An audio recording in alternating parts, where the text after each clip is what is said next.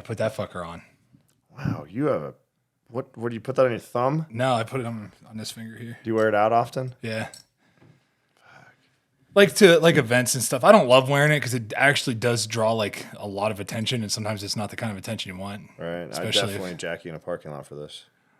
Motherfuckers can try. They can fuck around and find out. Faithful. Was it Terry Bradshaw, the one for the thumb? How does he go out? No. How does that sit? Like that? Like that? Yeah, just like that. Hell yeah. Hell yeah, man. Well, shit, man. Thanks for coming by, man. Thanks I know you got a show tonight and shit. Yeah. And I really appreciate you taking an hour at a time to come through. So yeah, you bet.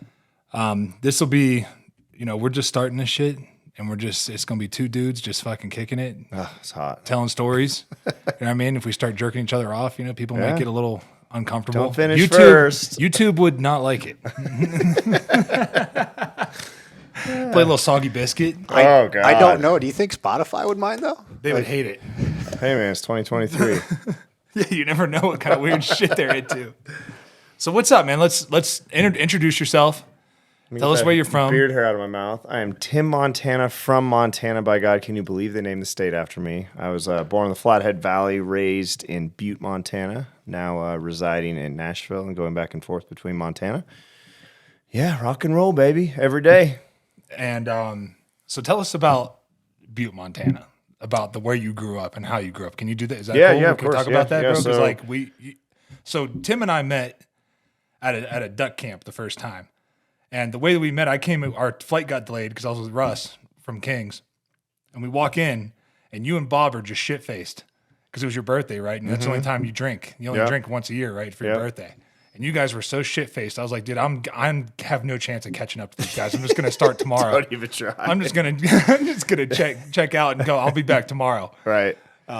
But that was just an awesome trip, man. We got to know each other, and I got so much respect for you. And we got to talk in the duck blind and stuff, and you were kind of telling me your story. So I just kind of want to share that with people if you're cool with that. Yeah. I have a definitely interesting past that's me and people from the 1800s have a lot in common. So at like 5 years old, we went off the grid in northern Montana. It was the Flathead Valley, Kyla, Montana, which is a pretty remote spot. And from the time I was 5 till I was 18, it was no electricity. And lanterns, candles, and it wasn't going green like we had solar panels back then. It was a shitty old Onan generator. Sometimes it would start, and more often than not, it was just off. So it was, like I said, lanterns, candles, way out in the middle of nowhere, crazy snow. And I hated it as a kid because I thought I was missing something. I didn't go out, didn't go on dates. I mean, God, I don't think I had a girlfriend until I was 17 when I moved out. It was just kind of locked in the woods. Was not a great situation. I had an awesome mom, but a terrible stepdad. And it was wild. But I mean, I kind of look now at my kids at distractions and video games and phones. And I'm like, man, I don't know that I could have developed my craft had I had that many distractions. Yeah. It was, my music was my escape. My music was the only thing I had to do for fun. As soon as the sun would go down, I'd go in a room once my chores were done and light a lantern and sit there. And I know a lot about trimming wicks. And I fucked with kerosene more than most people. Dude, that is so fucking wild to me. But I can relate so much to what you said about how you don't know if you would have developed into the person you are with the skill set that you have now if it wasn't for those experiences you had growing up. Right. So I had this very similar situation minus the off the grid part. Shitty stepdad. Yeah. My mom wasn't great either, but she was struggling with her own addictions. But that drove me into football. That was like when you talk about that being your escape, that was my escape, man. Like the field was where I could like fucking be myself and, get that love from my coaches and my teammates and feel like I was a part of something, So that was special to me. So when did you start playing the guitar? About 6 years old, I think they brought home a nylon string guitar. We had a pawn shop gun store in the Flathead Valley. And I remember they brought home a box. And before that, my mom said I was banging on pots and pans and singing into spoons. And I thought I was Axl Rose at a very young age. And then I found her Marlboro Country tape as well. My mom smoked a lot of cigarettes for that. And started rocking out to that thing. But when I got the guitar, man, I would just sit there and learn by ear. I was never, still to this day, I don't read music. I'm not a guy that you hand a chart and I can figure it out. I'm a guy that kind of has to hear it first and then I can interpret it. But it was it was wild up there. I look back sometimes and I think everyone's like, oh man, this music business is hard. And I've realized nothing in life has been even close to as challenging as my childhood. Right. And I'm just like, wow. And I think about it, and I tell my kids too, I'm asking them to do the dishes. And they're like, come on, Dad. And I would look at them, I'm like, man, at 6 years old, that stepdad would have 2 cords of firewood in this big truck backed up, and he'd dump it, and he'd throw an axe out and be like, come in when it's split. Yeah. And I could barely pick up that maul or that axe. Mm-hmm. And I'd sit out there and just, and if it went on for a week or two, it went on for a week or two. I had to be out there from sun up to sundown and figure it out. Yeah. And I kind of look back and I'm like, that's not normal. But I don't know. It made me tough. As much as I hated it and probably need therapy for part of it, it also made me like not scared of shit and definitely not scared of hard work. And, you know, so part of it I hate, part of it I'm like, I don't know if I'd be the person today that I am had I not gone through those experiences, you know? And it probably makes you more grateful for the shit that you do have now, right? Yeah. You know, Microwaves are fucking awesome. Microwaves. Dryers. Wow. Color Just flipping television. a light on. Holy shit, dude. Light switches. fucking heater. Oh, yeah. I go around all the time behind people shutting light switches off. And then microwaves to this day, my wife will be like, could you heat up a bottle for the baby? And she's like, why do you put it in there for 3 minutes? And I'll just stare at it. I still can't figure it out. Yeah. And I moved out when I was 17, and it was the first time I'd had a microwave. And I would just put bowls in there with spoons and shit. And then I moved to LA shortly after and went to music school. And I went from rural Montana off grid to Hollywood, California. And talk about a fucking culture shock. Yeah. What was that like? I was just staring around. Is that me? That's rude. That's all right. Just staring around constantly at all these lights and just sensory overload. And it was wild. And my roommates were like, are you a fucking caveman? Because I was just like this barbaric dude from the mountains of Montana that got a skateboard and was in the big city. And I really, with the stepdad, was not allowed to be a kid when I was a kid. I couldn't be a wise ass. The minute he left, yes, I was a maniac, right? But when he was around, it was under Roman Speak rule. when spoken to. Right, 24/7. My haircuts had to be a certain way and yes sir, no sir type shit. So then I get to LA and I still credit my immaturity to this day for not being able to be a kid when I was a kid. So I'm like, you know what? I'm gonna be a fucking kid till I die. You like dick jokes? Perfect. No, perfect. Even better. Even better. Yeah. So what age did you move to LA? I was 18 and I was at this weird moment because I was like, either want to go in the military or I want to go to music school. And I started having recruiters up at the house. I think it was when the summer when I was 17, about to turn 18. So I had recruiters up and I was trying to get my mom to sign that early enlistment paperwork. So I'm like, let me go. And this is 2002, 2003. So you were just looking for any fucking thing to get out of there. Right. But at that point, I was running in combat boots through the woods. I mean, I was like haying all summer. I was like 0 body fat. I wasn't jacked, but I was just lean and mean, right? Yeah. And so I was like, fuck, I should do this. I just watch Rambo movies all the time. So in my mind, I was like, I'd be a pretty good candidate for this. I've lived out here in the suck for a long time. But then my mom was like praying all the time, please, God, let him do something else. So then I turned in a tape to Musicians Institute in Hollywood, California, and I got a phone call that I got accepted. And she was like, praise God. Nice, So I went to LA. And then I failed out, came home, and military came up again. And then I got in a motorcycle crash. I got rear-ended by a car and shattered my leg. Hold on, back up. What? The failing out? Yeah. Oh, yeah. What I failed out happened? of that school twice. Seriously. Oh, yeah. Yeah. And Never you got in a finished. fucking you had a motorcycle? Yeah, I had a Harley. And I got smoked at a stoplight. It was rough. What year was that? Probably 2004. Shit. Yeah, I came home all thinking I was bad. I rode the Greyhound bus from Los Angeles to Butte, Montana. That was an experience with all the inmates. And got off and had a Harley in Butte and was like, I'm going to go ride. Ripping down Harrison Avenue at a stoplight, and a lady had a diabetic seizure and impacted me at like 60 miles an hour when I was at a total stop. And she spun the bike. Thank God she hit me that way, but she caught my leg between her Buick LeSabre and the Sportster I was on. Then I went into the windshield, broke her windshield, no helmet, over the back of the car, top of the car, and landed on the ground. So when I woke up, it was the fucking wildest thing ever because I wake up, all I heard was boom and saw blue. And I wake up and I was like, was that a dream? And I'm like, huh. I'm like looking at the sky, and I'm like, where am I? And I look around, there's no cars. So then I'm like, oh, this is a dream. Why am I laying in the middle of Harrison Avenue in Butte, Montana? Where's my motorcycle? What's happening? This has to be a dream. Stood up, bone comes out, goes into the top of my Doc Martens boot because I had this nasty, whatever, butterfly compound, whatever the hell they call it, where it came out of the leg because the bottom of the brake pedal went through my leg. And so I'm like, oh, fuck. And the pant leg was gone. That was the wildest thing. Look, I had shorts on one side because it was tore from the knee down. I don't know where the pant leg went. Never found it. Dude, you're lucky you didn't lose your fucking leg. Oh yeah. And then I did this.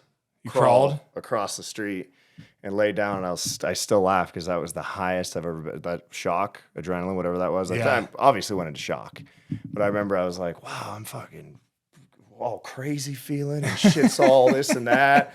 And then I'm like, why are these dudes holding my hand doing Our Father who art in heaven? They started praying for me and shit, and I go to move my neck, and everyone's like, no, and then ambulances. Because your head was probably bleeding and shit yeah, too, right? Glass all in the back of my skull and all this shit, and was just gnarly, and the bike was just fucking mangled and like way down the street. Just skid down there. Oh, my and God. Again, no helmet too, and impacting a windshield and going over. And then your head probably hit the fucking pavement. Oh, yeah. Yeah, and to sum that up, there was a girl next to me that I was talking to when I got impacted. And a few weeks later, I come in on my crutches to this party, and she almost passed out and started crying and left because she was certain I was dead. She's like, she watched the whole thing, watched me impact the windshield, impact the concrete, and she's like, there's no way you were alive. And so she had to leave the party because she thought she saw a ghost. Holy shit. Dude, Yeah. you're fucking lucky to be alive from that one. So I still ride occasionally, but the PTSD thing of like anything behind me, cars, I'm just like, oh, fuck. Yeah, you're Not constantly fun. fucking on a I like to swivel. ride where there's no traffic. Yeah, back roads and shit. Yeah. Back paved roads. Yep. Fuck, dude. I didn't know that. I did not know that you got fucking hit by that a was car on gnarly. your bike. And then when I turned 21, I got the settlement for that accident. So all of a sudden I'm Was that 21, $100,000 in my account. So I went and burned that all in about 6 months. Yeah. Moved to Nashville, took a job frying chickens at Harris Teeter. Had the sickest fucking guitar you've ever seen. Just an idiot. What kind of shit did you buy? I bought a custom Fender Telecaster. I went and got a DUI. That was $10,000. That was really, I was 19 actually, or 20 when I got that. It's the stupidest dumb thing I've ever done in a Camaro hot rod and thinking I was rich. And so I got popped for that, and my brother was like, you idiot. I had enough left to buy myself my first new vehicle to move from California to Nashville. And instead, I went and fucked up, went to jail, and had to pay all these legal fees.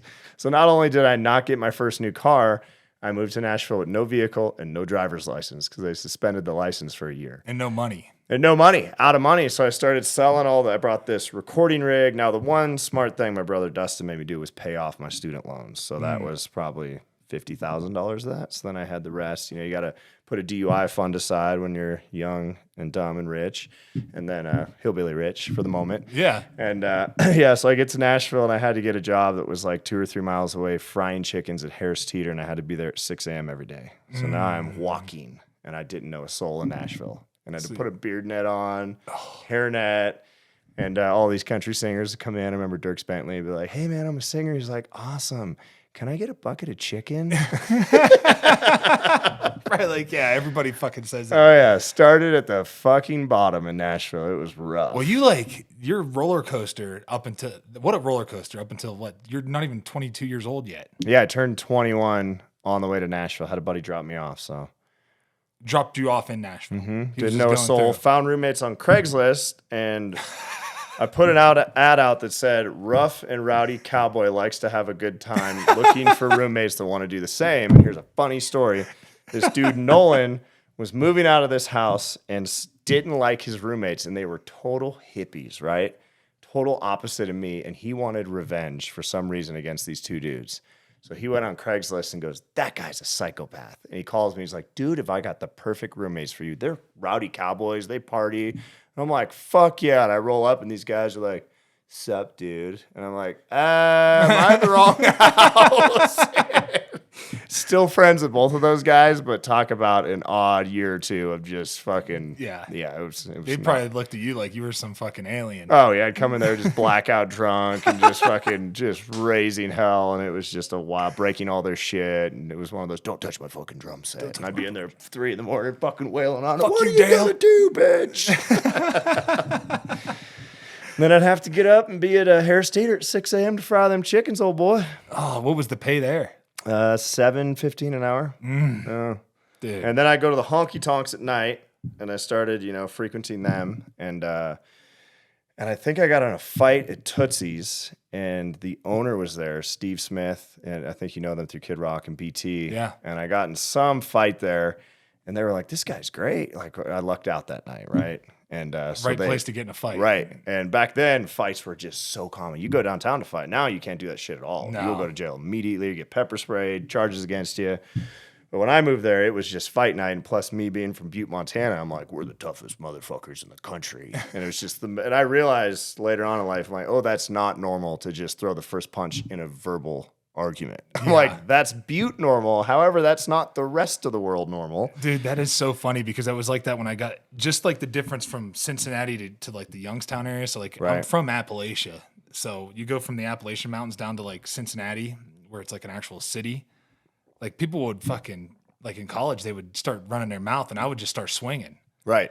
I was like, that's how we do shit where I come from. Like you don't talk shit unless you're ready to fight. Right. You know what I mean? And then that's where I had to learn the same shit. That it's like, I was like about the same age, 21, you Yep. know, 22 years old. I had to learn like, okay, you can't just start fucking whipping someone's ass just for them talking. You know? Right. So that I understand that completely, how that feels. Yeah. Yeah. Butte, I learned that. I got beat up a lot as a kid. And then finally one day I was like, I am fucking tired of getting beat up. And I was like, you know what? I take this shit at home. And I had a water boy moment where my stepdad's head popped out of the kid's head. Yeah. And I was like, I'm sick of this shit. Because getting punched never hurt that bad. And I'm not asking people to punch me in the face. That was when I was young. But getting punched when I was a kid in these fights, I'm like, that actually doesn't hurt that bad. I think I'm kind of accustomed to this. Yeah. And so then one day I snapped and everybody was like, wow, dude, that was fucking awesome. So then I just took that mentality of, before I get punched, I'm going to explode and see red and lose my shit. And everyone's like, you're crying when you're fighting. And I'm like, oh, it's very personal. And I was like, It's deeper than that. Yeah, it's a lot deeper. I got years of trauma to deal with. But yeah, the Tootsies thing, I got in a fight there at some point, and then they ended up hiring me to be a bouncer. So now I was like, all right, closer to the goal. I had a little interruption here with the DUI, frying chickens. Now I'm back in a music scene. I'm the door guy. And then John Stone, who's a Tootsie's regular, been there for 25 years, would let me get on stage and sing. And then I worked my way to bar back, bouncer, Thursday night performer on the backstage. Nice. So it was 7 nights a week I'd work at Tootsie's Orchid Lounge, which is where Chris Christopherson and Willie Nelson and Johnny Cash, all those dudes that hang out. So I was just like, yes, I'm finally in. I'm getting closer and closer to the goal, you know? So, Yeah. So wait, I want to go back to Butte. Okay. Did you go to school? Yeah. So you went to school. So when you were talking about like getting in fights and you were getting beat up, were they fucking with you because of the way you guys lived? Yeah, and I had a short bus. The rural kids had to take a short bus into town. Oh, fuck. And I was also a smartass and couldn't keep my mouth shut at school. I feel like that was my spot where I could, at home I didn't get away with that shit at home. Right. Yeah. So at school there'd be these tough guys and I would just fucking say something and be like, after school, Tim, your ass is mine. And I'm like, here we go. And the Elk Park school bus ran for 50, 60 years, and it always picked up kids at the same spot at Butte High, which was just outside of the school property. Yeah. And it got changed on my behalf because I got my ass beat so many times back there. I'd walk up, and the other ranch kids would see the crowds of guys sitting there waiting to kill me. And they'd be like, see you, motherfucker, we cannot stick up for you anymore. They'd ditch, and I'd just go up there and be like, all right, guys, let me have it. And forever I didn't fight back. You called them ranch kids? Ranch kids. Ranch kids. And I'd be wearing cowboy boots, Carhartts, and a Nirvana shirt. So I was just like, they're like, he's in a short bus. He's fucking weird. He's a smart ass. Let's kick his ass. We know where he's at 3:15. Yeah. So then finally my mom's like called the school and she's like, he can't get beat up again. They're like, well, maybe he should keep his mouth shut. I'm like, I don't have the ability to do so. So they moved the bus, pick up inside the school where there was security. For me, I'm so proud they moved that bus stop. That's a pretty good accomplishment. I mean, that's Yeah. like your first milestone. Yeah, I know how to fall down like a motherfucker. But you fucking get back up, dude. And that's what makes you a fucking awesome human being, bro. Like, Oh, thank you. like most people would never make it out of there, first of Right. all. And then to get out of there and fuck it up again Mm-hmm. and come out of that and just keep fucking grinding. You know what I mean? Right. Like you just never gave up. You just kept grinding with a positive attitude, kept pushing through. I'm sure you fucking deal with a ton of anxiety and depression and shit just from the way you grew up. So, like, how do you combat that? I have a workaholic theory, and my wife's like, you need to go get help. But I'm the type of guy that if the wheels are turning forward, I'm not looking backwards. And the minute shit stops moving forward, I'm in a bad spot. Yeah. So it's constant. And people are like, can you fucking take a break? Can you chill out? And I also have like bad ADD. I know that, right? But I was reading, there's like new studies. My wife fucking hits me all the time on Instagram about people with ADD create chaos around them. Oh, so yeah. that they have cool shit to do all the time. Like they like chaos. And I'm like, oh, fuck. You thrive in it. You nailed me again. I'm like, let's start a new company. This is fucking awesome. Yeah. She's like, what about the other three? I'm like, we're doing all of them. We're doing everything. Yeah. Dude, that's so relatable. My wife is the same way. She's like my CFO. Yeah. She runs if it wasn't for her, I'd be living in a van down by the river. Honestly, Yeah, same with my wife. She's rad. Because I was like when you talk about getting that $100,000, when I was 22, I got drafted and I had got real money. I had $7 to my name. Right. Right. And I didn't even have a bank account. And they handed me this fucking $2 million check, gave half of it to Uncle Sam. And I was like, I don't give a fuck. I got $1 million. I'm rich as fuck, you know? Yeah. I blew through that shit so fast. So fucking fast. You go out to these clubs and you're like, yeah, fuck, I'll take everybody to dinner. And the next thing you know, it's like a $5,000 bill for dinner. And everybody expects you to pay because they act like you're fucking rich, you know? Yep. And I saved, I did do some smart things like, you know, you said you put some money away. I put a little bit of money away. I bought an appreciating asset with my house. So that, you know, that fucking helped there. But still, I should have, if I had any kind of education on how to be financially literate, I would have fucking saved all that money and lived like I was poor still, and then get to that second contract, and it wouldn't have been such a rush to hurry up and get to a contract because I knew that I had to make that life-changing money, the money that I was looking to make, you know? Right. And I just, once she came along, I was still fucking doing dumb shit. Like I got that big payday. What do you think I did? I went and bought a big ass gold chain, a fucking diamond out Audemars Piguet fucking watch, $100,000 watch, Desert Eagle, a fucking bunch of guns, fucking bunch of bows. I was buying so much shit. It was just so dumb. And Lambo and a Desert Eagle. I bought a Lambo, bought a fucking, bought one of those Uruses, Nice. like a fucking idiot. Like some oil sheet. I made money on it actually because it just worked out that way. Because there was like a shortage of them, but. Yeah, I was a fucking idiot. And she came along and was like, hold on a minute. Let's fucking reel it in there, bud. Like, get your fucking feet back on the ground, you know? And then when you talk about like always having to move forward, I'm the same way. Like if I don't have something going on or something that's like, could be fucking catastrophic if I don't like keep going, then I start looking in the past and I start light fuses all the time. Yeah, so I'm just like Put 'em fucking out, let 'em go. Yeah, fucking causing chaos at all times. And my poor wife is like the fucking firefighter up there. I call her the firefighter, the troll fucking slayer, because she's. I'll do like I killed that mountain lion, you know, and the whole internet fucking lost their mind. Right. So she was like fucking fighting with trolls online all the time and defending us, and so I'm always like I'm so grateful for her. So when did you meet your wife? I met her around that Tootsie's time frame. So, 2006, 2007. She's going to kill me because I think we got married in 07. Yeah, because we had a baby in 08. So, I met her at Tootsie's. And when I was bar backing, all these chicks would come in. I was wearing a 10-gallon cowboy hat, and all the hot chicks would hit on you. But guess what? You're staying there till 3 or 4 in the morning, swamping the bar, cleaning out the bar, and they're gone with some other dude, right? So Yeah. You get no ass. So I was just like, anytime girls would hit on me, then I just started being like, fuck you. I was like, this ain't going to work, you know? So whatever. So you'd have to go somewhere else to meet chicks. But this girl came in and she started chatting me up and I was giving her the cold shoulder, right? She came in night 2 and I'm like, I've never had a return customer. This is pretty fucking wild. And then she got up on stage and to this day, she will not sing in front of me, will not sing for anybody. She's not a singer. And she got up on stage. She was drunk and started singing Jackson, we got married in a fever, hotter than a pepper sprout. And she turned around and I saw this ass on her and I'm like, good God almighty. And I was like, wow.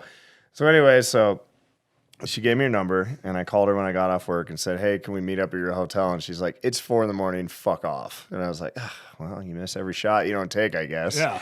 So then she told me she lived in California and I was going back to see my brother in the Bay Area, Dustin. And so I flew out there, called her up. She came down and I saw her. She pulled up. She's like, yeah, blah, blah, this and that. And I got in. She's got Waylon Jennings' greatest hits playing in her car. And I'm just like, all these weird things. And I literally tried to give her to my brother. I was like, dude, you've got a real job. You're divorced now. Like, and she's 7 years older than me. So I was like, got to throw that out there. She's a cougar. So, Dude, mine's 6 years older than me. Yeah, dude. The older the pan, the better the cooking, Hell dude. yeah, baby. Young broads ain't going to teach you shit. Nope.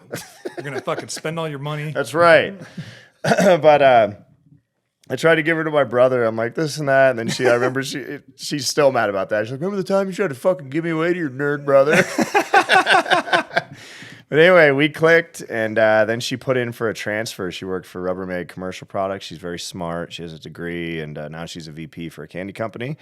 So somebody's got to have a real job in this relationship. So, but yeah, she put in for a transfer, got the promotion, moved to Nashville, and shortly after we got married, and I remember I was so insecure at the time. I was like, you know what you do if you want to keep a chick? You get her pregnant.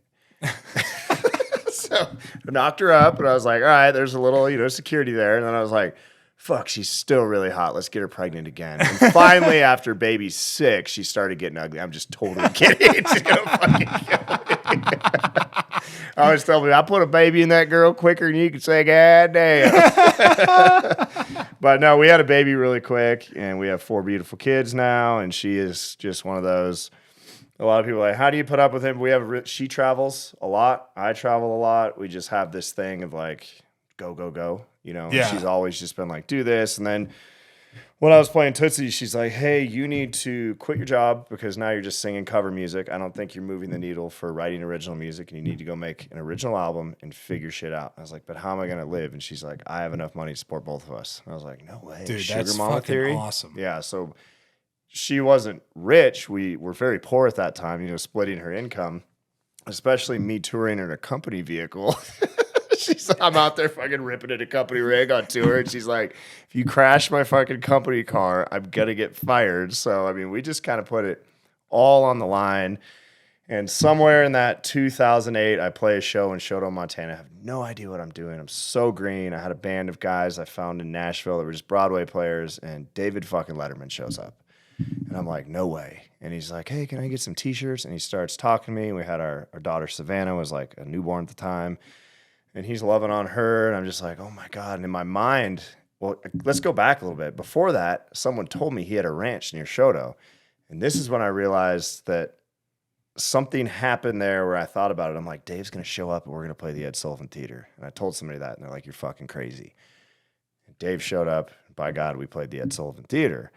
And several times in my career, I just, whether it's manifesting destiny, whatever they call that, I visualized something and it happened exactly the way I visualized it. Now, I can't visualize becoming a millionaire or going platinum. I've tried that. That one has failed so far. But I keep dreaming about it. I'm on my way. But some of these things, I'm like doing my career backwards. Like, you're supposed to go on the Ed Sullivan Theater, the Late Show, when you're a superstar, right?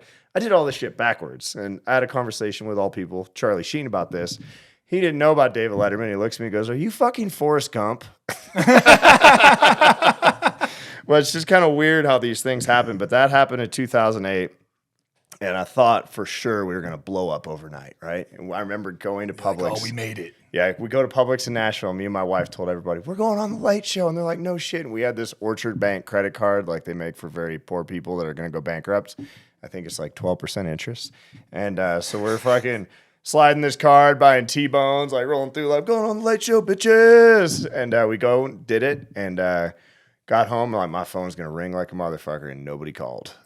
Nobody. Nothing happened. Called, dude. No traction. And what year was this? 2008. Yeah. Yeah. So, like, social media wasn't huge yet. No.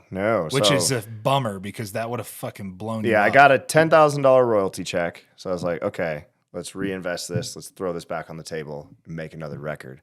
And I did, from the Late Show with David Letterman, become friends with Paul Schaefer, music director. I know I have the gift of gab and I'm addictively annoying. So I became buddies with Paul. So I enlisted Paul to play on my next record and got some guys on there and just kind of, move the needle up again and put that record out. I've probably put out, 7 independent records. Yeah. Before I got my record deal, just kept fucking just throwing any money I could make off it. I just throw it back in. But you had, like, it's so awesome that your fucking wife, like, held it down so you could chase your dream, man. Sacrificed everything. Like, think about how many guys out there have to give up their dream because their fucking wife just won't support it. Like, they're not supportive. They just give them hell. You know what I mean? And for her to do that for this long, I mean, it took me 15 years of that shit to get a recording contract. Yeah. And now this is year 17 in Nashville, and I'm officially have my first radio ad date, which is August 30th of this year. 17 fucking years swinging a bat and missing to just get a shot, and it's happening in August. Yeah. Crazy. Dude, congratulations. I think about man. other shit in life. I'm like, am I just fucking too dumb to quit? Like, what is I mean, it? that's Most guys pack up after 2 years, 5 years, and they say in Nashville, you say it's 5-year town. And then I'd be like, oh, fuck, I'm at year 6. Maybe I fucked up. And then someone said, no, dude, it's a 10-year town now. And I've never heard anyone say it's a 17-year town, but apparently for me it is. well, that's part of it, man. Like, if you just outwork these motherfuckers, like Right. outlast them, right? Right. Just keep going. That's You just always been keep my chasing thing. your I'm like, fucking dream. Like, you're good, obviously. right. You know what I mean? So it's like it's such music is so oversaturated, right? And that's what I want to talk about now is because we were talking the other day and you're like, man, I'm starting to kind of roll into this like rock and roll, Right. you know? And I think that's your fucking niche right there. It's the rock and roll. And it's coming back right now, And which it's is wild. it's huge, right? So it's like perfect timing with guys like Jelly Roll and fucking Hardy, you know, like you're right there. Like you're just as talented as those fucking guys and just as much of a better personality looking. and way better looking than those fucking guys. No offense against those guys. They're fucking cool. But like at the end of the day, man, like you're just about to fucking break through. Like you're right there. So I think you found it's going to all work out, man. And that's like, I'm so happy for you because like, nobody deserves it more. Nobody has like a better heart and soul than you do, especially in this industry. You know, being around fucking Bob, I got to see how some of these guys are just fucking pricks, you know? Right. So, a lot of them. and if he thinks you're a fucking good dude, then that's how Right. you know. Yeah, and the funny thing, looking back, you know, being in that country, shooting for that country thing, I was always too aggressive. The hair was too long, too loud on stage. And I'm kind of looking back now that we're going to rock radio, and I'm like, it's kind of funny that the dudes that gave me my shot that took me under their wing are Kid Rock, Billy Gibbons, and Dave Grohl. What do those people have in common? Well, that's right. They're giant rock stars. Now, not to say I don't have a bunch of really close friends in country format, but the superstar friends I have that are larger than life are rock stars that found me and see something in me they saw in themselves. And I'm like, I think I missed the cues here. Yeah. That kid with the Nirvana shirt getting beat up was a rock and roller. Yeah. Just happened to live off the grid. So, Well, it's funny you say that because this kind of makes me think about, you know, my time in the NFL where when I came in as a rookie, I just watched how the best guys handled their business. right. Like, how the fuck did they handle their business? And that's who I'm going to follow. Right. So it's like sometimes I had to learn the hard way. But for the most part, even through life now, I didn't have a father figure that I could look up to, you know? Right. So I looked up to my teammates and my coaches and stuff. And that's kind of the same way with you is like, now that you're starting to see like, okay, now I see what I'm supposed to be doing. Right. And it's like, it's starting to click, right?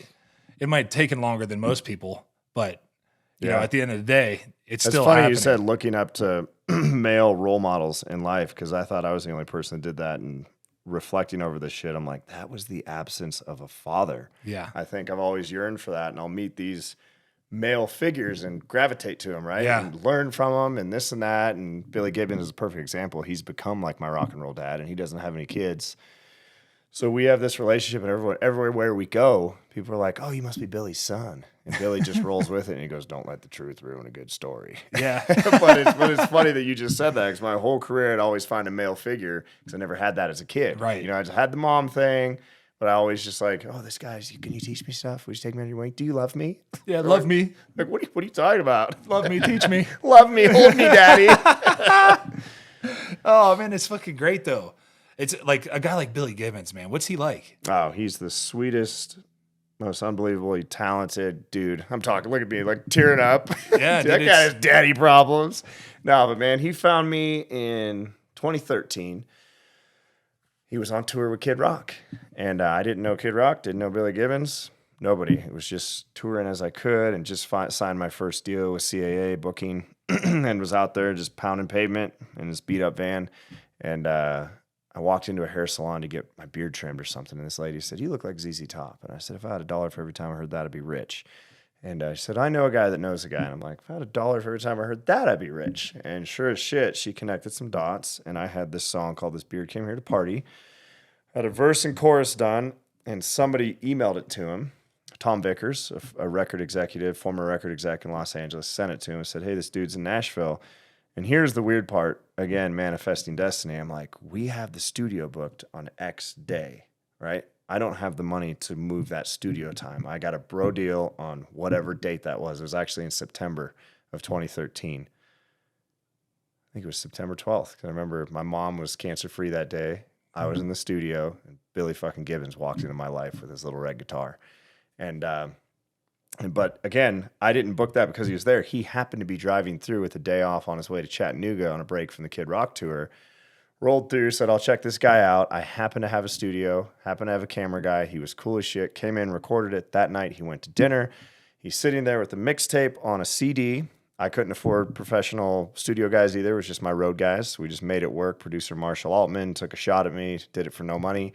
And at dinner, someone walks up and says, Billy Gibbons, I love ZZ Top. And Billy's like, what do you do? And he goes, I find songs for sports teams. And he goes, no shit, what are you looking for? And he goes, man, the Boston Red Sox right now are growing their beards out. They're in the playoffs against Detroit. I don't speak sports, so don't judge me. I haven't fucked this up a lot. But talk about weird shit. Billy pulls a CD out of his pocket, puts it in his hand, and says, I think you might like this song. He goes, plays it for the Boston Red Sox the next day. 48 hours later, that is on national television. About 3 weeks after that, I'm on the cover of USA Today with the Boston Red Sox and Billy Gibbons, and it said, the Beards came here to boogie or something like that. And I'm like, well, that was fucking quick. They won the series, and it became the official anthem of the Boston Red Sox. And is it still? It was for that year. Oh, for that year. But it's if you get the movie, the official World Series wrap-up, it's got Obama's call to the Red Sox, and followed by that, it's got this Beard Came Here to Party music video, Tim Montana. It's in their official movie for that year for the World Series win. Dude. And then ended up painting home plate at Fenway Park, singing the national anthem, getting to meet the team. It was crazy. That's fucking epic. How fast that happened. And Billy's like, man, I think there's some good luck here between you and I. Why don't you come on the road? And I've done over 70 shows across North America with ZZ Top. I've started a hot sauce, barbecue sauce, salsa food company with Billy Gibbons. We've written countless songs. Whisker Bomb. Which is fucking phenomenal. Yeah, thank you. Check it out because I love it. Dude, the fucking Blanco is just phenomenal. phenomenal. That white sauce, dude. It's dope. And the hot sauce. I tried the hot sauce at Duck Camp, and I was taking Ruffles chips and dumping it into the bag and shaking it up because it was so fucking good. Yeah. So, Whisker Bomb, check it out. Whiskerbomb.com. We've got 2 hot sauces, 2 barbecue sauces, 2 salsas. We might be coming with more products soon. And then Billy. The salsa is spicy too. Yeah. Yeah. Billy and I started a band to promote the sauce, all intents and purposes. So we've got Whisker Brothers, which our songs are Good Old Barbecue, Good Lord, That Sauce is Hot. And what's the other one? There's one more, Rockamole.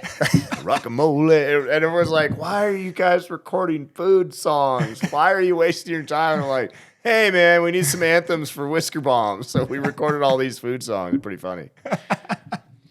I got to listen to those. That's fucking great. Yeah. All right. So so back up. So you meet Billy. Billy gets you fucking, hands your CD to the fucking guy. Yep. Next thing you know, you're blowing up with the Red Sox. Yep. So what was the move after that?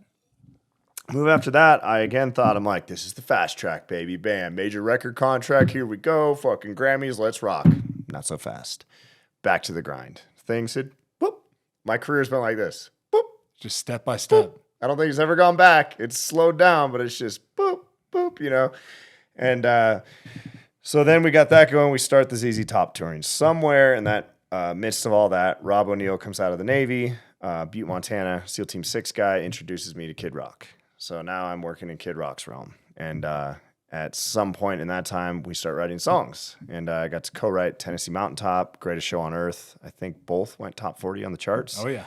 So all of a sudden, I became a professional songwriter because, you know, top 40 songs. They weren't number one hits, didn't get rich off them, but my name was on Kid Rock songs that were dope. And so, yeah, started working with Bob, started opening for Bob around the country. So now I'm running in the ZZ Top Kid Rock camp. Again, maybe I should have taken the signs that I'm a rock artist earlier. Not a country western. You're like, yeah, you're a dumbass, dude. God's like, hey, dude, he's headbanging like this. Like, well, pay attention. That's the ADHD brain, bro. Right. It's because you're focused on one thing, and you're like, that's the fucking thing I got to be focused on, and you're just like, well, drive it into the dirt. You know what I mean? Yeah. Before you finally something clicks, and you're like, oh, Yeah. Why didn't I see it before? You know, it's Yeah. because you're so fucking focused Yeah. on one thing.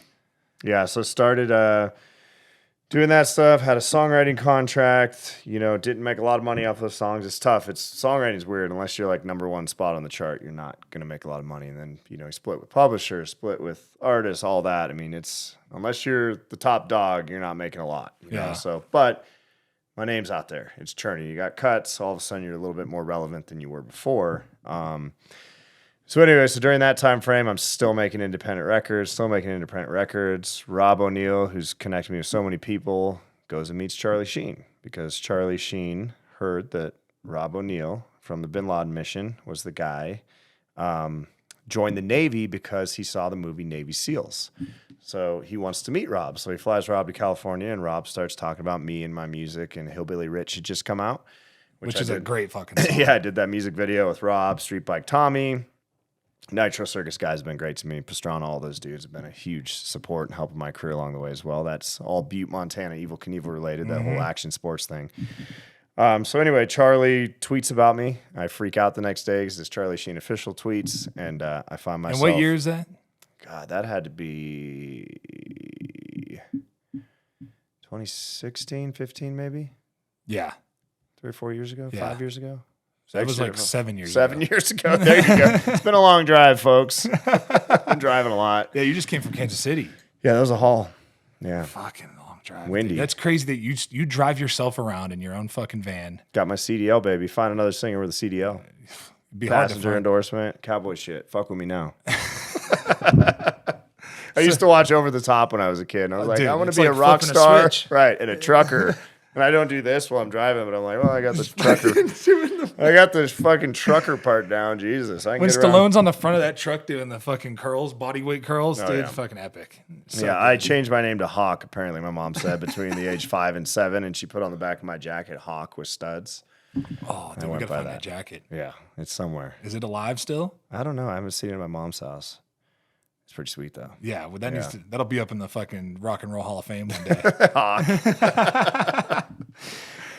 So meeting Charlie Sheen was pretty cool. I actually flew out there. Billy Gibbons happened to be in town. It was a pretty wild experience. And we went and spent the day with Charlie, went to his house. And somewhere in this meeting, I said, dude, you should direct a video for me. And he's like, what? I'm not a director. I'm an actor, this and that. I'm like, you've been on camera long enough, Charlie. You can figure this out. And Charlie's sober and turned his life around. I mean, holy shit, there's hope for the rest of us. He's Yeah. a great dude. Just so quick and witty. I mean, that dude is so fast. I'm like, there's a reason you're a superstar. Yeah. Every time I think I'm funny, I just call him and he just runs circles around my ass. But so he agreed to direct this video. And I said, well, spoiler alert, I don't have any money. And he's like, okay, well, I'll do it for free. He's like, just figure out how to pay for production. So I got some sponsors involved. Mount Primal Meat, actually out of Colorado, cut a check to be in there to help me out. My publisher cut a check, raised some sponsorship money. That's when I realized, like, oh shit, because Hillbilly Rich had done pretty good for an independent video. It cracked a couple million views. And I'm like, cool, I did that on my own, had sponsors in there. And that's when I started realizing the sponsorship world. I'm like, hey, if you'll give me money to make this, I can go do a good production and you can get millions of views in the video. Right. And I didn't even know what influencing ambassador stuff was. So that's when I kind of fell into this world with Traeger grills. You'll see Traeger in there. You'll see Checker Cheeseburger. Mm-hmm. We funded that whole thing with sponsors. Yeah. And it did well. Everyone's like, sweet, man. We put in a couple grand each and we got millions of views online. And the song started tracking good it didn't become a hit, but it tracked good for an independent. So again, boop, next level. And so I meet Charlie. He ends up coming to Nashville, and he knew that when I grew up off the grid, I also watched Navy SEALs. Whenever that generator was started, it was a VHS tape, and I loved it. And he brought a car hauler out there, and I'm like, what's in the car hauler? And he drops the back, and it's the fucking car from Navy SEALs, the convertible Olds Cutlass 442. Not the same model, the same car. He still had it. Holy The shit. stuntman had it, Eddie Braun. And so he made custom license plates that said "M Stoned" on it with Montana on the top. So he was so thoughtful about all this shit. So, and I got to thank all the Nashville film people because they put a wire out that said, hey, this dude has no money, but you get to work with Charlie Sheen. And we had the biggest and best production crew, grip dudes, light dudes. I'm like, God damn, it pays to be a superstar, Charlie. Because everybody wanted to say they did a Charlie Sheen video. Yeah. And so we filmed this video. In the video, I'm driving the car. Eddie Braun's laying on the floor. There's a drone scene. I'm in the back seat, not driving the car. Eddie Braun's laying, holding the steering wheel, a hand on the gas pedal, and the scene Charlie wrote was the car was going to drive itself. And this was all good and well, except we didn't realize that there was a lag time between the iPad that he was viewing the front of the car and the GoPro that was mounted on the bumper. And we're going, drones are up, and I see the car veering off the road. And I'm singing into camera going, I'm mostly stoned. I'm like, I'm mostly left. Turn fucking left. It's flat everywhere but one spot where there's a drop off into a concrete drainage ditch, and this motherfucker drives the car into it. Haul, and just almost comes over on top of me. And I'm sitting on a pillow, no seatbelt, in a convertible, and almost flipped over in this drainage ditch. And Rob and some other military guys were there. I'm like, that was sketch. And there's a behind the scenes where you see me try to bail, but the velocity of the car coming over, I'd have never made it. Like I tried to get halfway out, and thank God it settled back like this, because that weight was coming over and it was going to fling me and land on top of me. And, what a disaster that would have been. Oh my God. And then these rednecks show up with a tractor. Then here comes a sheriff, and we had the road illegally closed. I had a Marine Corps buddy blocking the road down there, and he calls. He's like, Tim, you got problems. I can't stop a sheriff, bud. Here comes the sheriff. And the sheriff said there was some crazy old lady up on the hill that always calls with bizarre shit. The old lady called and said some car's driving itself down the road. And he's like, and now it's crashed. And at that point, the car is now dumping gas into this ditch. And he looks up and he goes, is that Charlie Sheen? And the producer's like, we got to get the fuck out of here. This is really bad. So we bolt off. Anyway, the video comes out on that one. And somebody told me, you're not going to get any press. It's CRS, Country Radio Seminar. Everyone's in town listening to the next country hit singer, artist. And we put out a press release through an independent publicist, said Charlie Sheen's in Watertown. And I remember looking out as everyone said, this ain't going to work. And I see a line of press trucks coming from national syndicated shows to just everybody, the Tennessean, all this shit. And I'm like, whoa. And they just start rolling videos, press cameras everywhere. I'm like, this looks like a fucking murder scene, dude. This is dope. And so we do all these interviews. Video comes out and fucking blew up. And all of a sudden it's on CMT Hot 20. It's all over the place. It's not getting radio play because I'm an independent artist. Yeah. And shortly after that, this is year 15 in town. So this was not that long ago. This one I think was a few years back. And that's when we got the call from Broken Bow, Music Knox, BMG Records, which is a major label that Jason Aldean's on. Kid Rock was on at the time. Jelly Roll's on. Lainey Wilson. And they called and offered me my first major contract after that video came out. So was that like a life-changing moment for you? Yeah, that was wild. That was one of those, holy fuck, my back hurts. I'm old as fuck. You're not that old, though. I'm here. I'm fucking here, man. I ain't dead. You fucking rolled into that bitch, too. Right. I came in. I fucking crashed the car with Charlie Sheen. I'm fucking here, dude. Oh, man. And then, all right, so what other, like, business ventures do you have going right now? I've got Old Boy Apparel. That sweet shirt right there. Me and Chad Ward. Like an old boy. Yep. Partnered with Trollco. That came from Duck Camp. The Pardews, got to give them credit for that. Trevor Pardue, Tim Pardue, Trent Pardue were always saying, I moved to the South, and I'm like, you guys got some crazy culture shit down here. I'm like, what are you saying? And they're like, what's up, old boy? I'm like, everybody's an old boy. I'm like, is that positive, negative? They're like, whatever you want, old boy. And I'm like, wow, old boy is like a verb, a noun. It's everything. And so we just started saying it as a joke. I'd leave Duck Camp being like, oh boy, this, oh boy. And so I started putting it on videos. Meanwhile, Chad Ward starts putting it on videos. It ends up in a Traeger video, and he calls me. He's like, dude, everyone at Traeger Grills is saying old boy. And he's like, we should trademark this. Mm-hmm. So we threw it on a shirt, and then our friends at Trollco called, and they said, hey, let's blow this thing up. And they have the Dirty Hands, Clean Money, Blue Collar, Welder Nation, all that blue collar stuff. Yeah. So they partnered. So we got that going, which is it's going pretty good on that. We're growing that. I've got a cigar company, Tim Montana Vigilante Cigar, that's out there. That's doing pretty good, a Montana-based cigar company. And I'm very infatuated with the Old West, Montana history. I've done a couple Western movies that were really fucking cool. I love pretending that I'm in the 1800s because I grew up that way. And so we got the cigar line out. Whisker Bomb, OnlyFans. Dude, I got some feet pics. You're not doing fucking OnlyFans. Stop hard. I'm just kidding. People are going to be on there looking for Tim Montana. Hey, look at that. He's got it up there. Damn, look at that.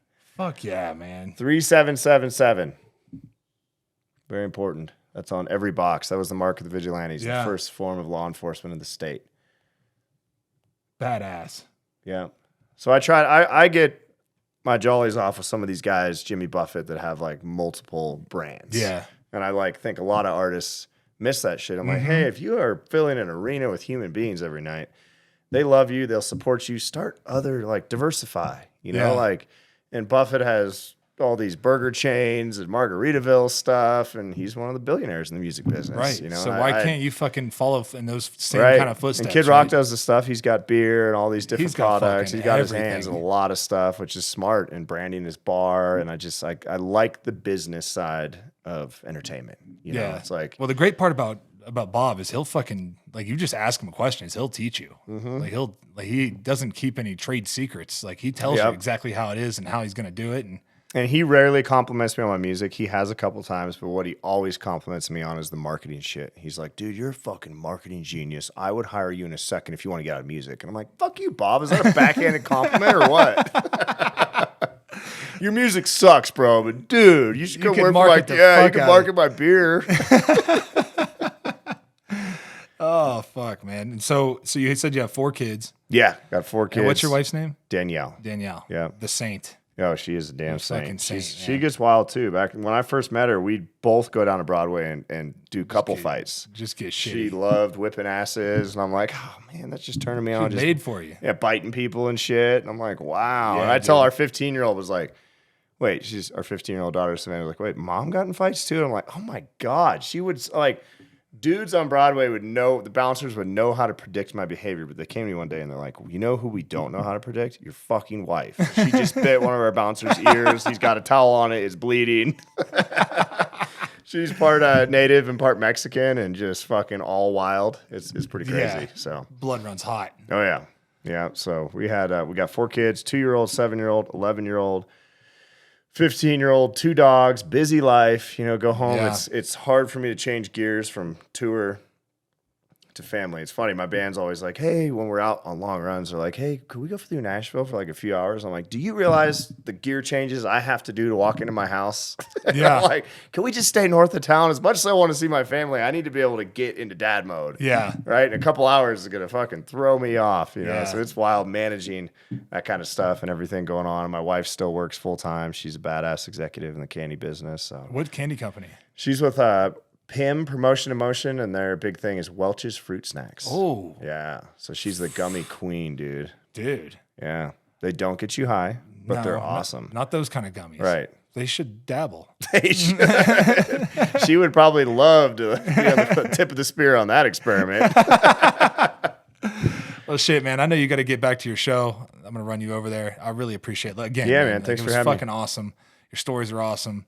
I hope that everybody watching this goes and listens to you, man, because you got fucking great music, and the new shit you're putting out is fucking phenomenal. Yeah, it comes out August 30th. Devil You Know.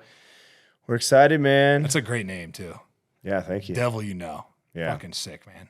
Hell yeah. What platforms is it going to be released on? Everything. So Everything. you'll see it on Apple, Spotify. fucking Spotify. I even put a child abuse scene in there from my childhood and made my son reenact it.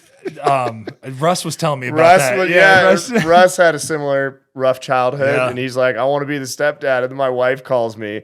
Everyone's crying on set, including the director and my 12-year-old son now.